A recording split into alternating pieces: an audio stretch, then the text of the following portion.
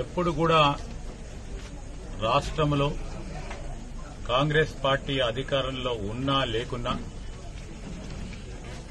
ఈరోజు కార్యకర్తల పక్షాన కాంగ్రెస్ పార్టీ నిలబెట్టాలని వారు చూపెట్టిన అనేక సందర్భాల్లో వారి బాటల్లో నడవడానికి మేమందరం కూడా ప్రయత్నం చేస్తూ ఉంటాం. ఈరోజు కాంగ్రెస్ పార్టీకి సంబంధించి అనేక సందర్భాల్లో కూడా వారు పెద్దలు జీవన్ రెడ్డి గారు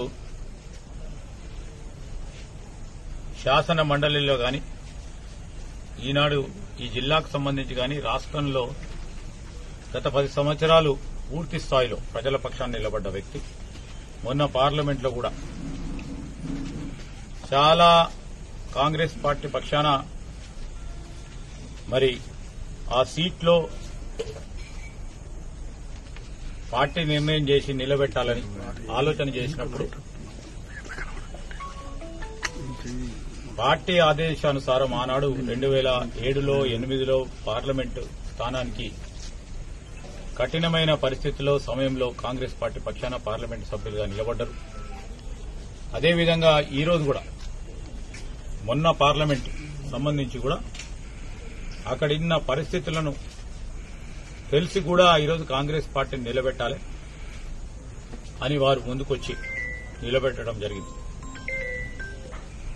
మరి ఈ సందర్భంలో కూడా వారిని మేమందరం కూడా మరి నిన్న జరిగిన సంఘటన విషయంలో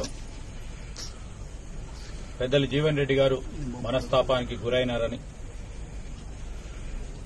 మాకు తెలియగానే మేమందరం కూడా వచ్చి మీరు తప్పకుండా కాంగ్రెస్ పార్టీ పక్షాన రాబోయే కాలంలో కూడా పార్టీకి పెద్ద దిక్కుగా ఉండాలని ఈ విషయం అంటే కూడా కార్యకర్తలు అనేక మంది వారి మనోభావాలని వారు పడ్డ కష్టాలని తప్పకుండా మా కాంగ్రెస్ పార్టీ అధిష్టానాన్ని ఈరోజు మళ్ళొక్కసారి ముఖ్యమంత్రి గారికి మా ఇన్ఛార్జ్ అయిన దీపాదాస్ మున్షి గారికి కేసీ వేణుగోపాల్ గారికి మరి అఖిల భారత కాంగ్రెస్ పార్టీ అధ్యక్షుడు ఖర్గే గారి ముందట ఇక్కడున్న మా కార్యకర్తల నాయకులందరి మనోవేదన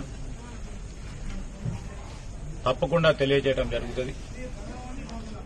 మరి ఈ కాంగ్రెస్ పార్టీకి సంబంధించిన ప్రత్యేకంగా జగిత్యాల్ కాంగ్రెస్ పార్టీ నాయకులు కార్యకర్తలు చాలా కష్టపడి ఈరోజు ఇక్కడ పెద్దలు జీవన్ రెడ్డి గారి నాయకత్వంలో పార్టీని నిలబెట్టిన తరుణంలో వారు అధైర్యపడొద్దని నేను ఈరోజు పార్టీ పక్షాన కోరుతా ఉన్నాం. తప్పకుండా వారికి న్యాయం చేసే బాధ్యతలో తప్పకుండా చేసే ప్రయత్నం చేస్తామని ఈ సందర్భముగా తెలియజేస్తా ఉన్నాం. సార్ ఇప్పుడు ఏమో హామీ ఇచ్చారు? హామీ ఇవ్వడానికి పెద్ద ఆయన పెద్ద దిక్కు